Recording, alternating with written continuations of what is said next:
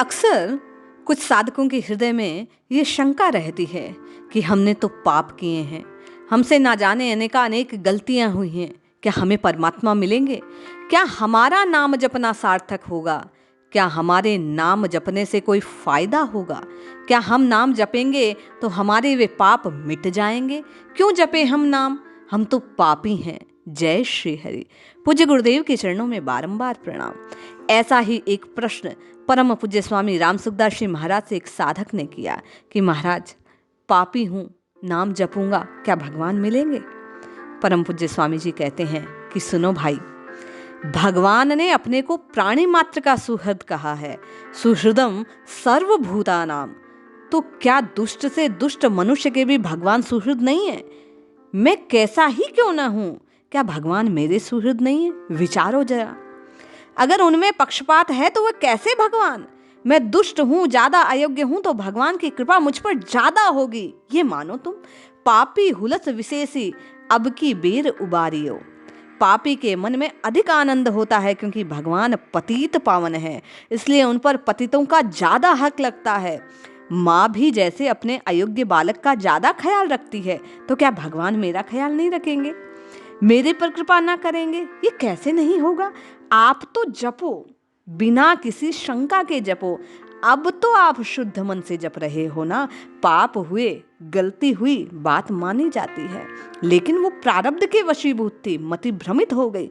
किंतु आज हम सत्संकल्प लेकर भगवान का नाम रटना प्रारंभ करते हैं। भगवान हमारी गलती को माँ की तरह माफ कर देंगे और हमारा कल्याण होगा।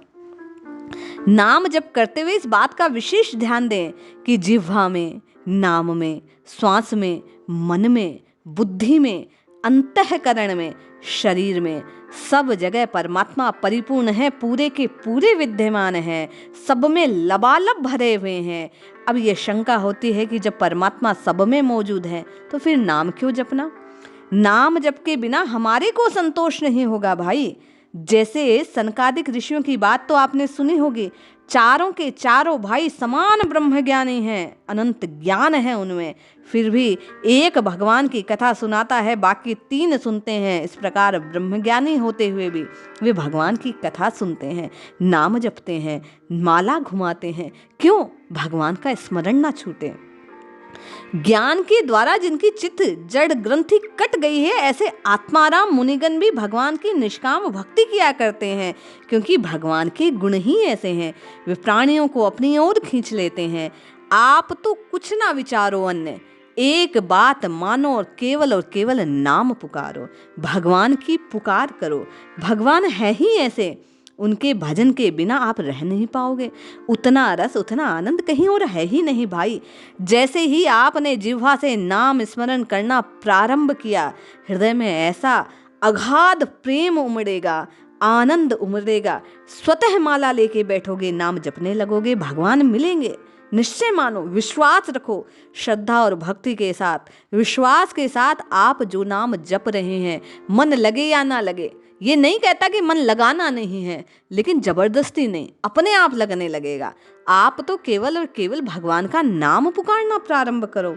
ध्यान, भजन, ध्यान, नाम जप, कीर्तन आदि से हमारा जब अनन्य प्रेम होने लगेगा, भगवान की हम पर कृपा होगी, सत्संगति मिलेगी, सत्संग मिलेगा। कारण कि हमने संसार में आसक्ति की, प्रियता की, जड़ता की तरफ चले गए। जब हम नाम जपेंगे, गलती में संशोधन करेंगे, तो भगवान का भजन, ध्यान, नाम जप होने लगेगा। स्वतः राम राम राम राम पुकारने लगोगे, रोम रोम से प्रतिध्वनि गूंजने लगेगी और निश्चय मानो पाप पुंज जलकर भस्म हो जाएंगे। आप शुद्ध परिपूर्ण हो, आप उसी का अंश हो जो पतित पावन पूर्ण ब्रह्म है। इसलिए आप कुछ ना विचारो, अपनी गलतियों को त्यागो। कल किया सो आज नहीं करना, बस एक यही संकल्प कि पहले जो भी गलती हो गई तो हो गई, अब निश्चय करके कहता हूं कि आज वो गलती नहीं करूंगा, और बस नाम जपना प्रारंभ कर दो। नाम कभी व्यर्थ जाएगा नहीं, परमात्मा आपको निश्चित मिलेंगे। जय श्री हरि।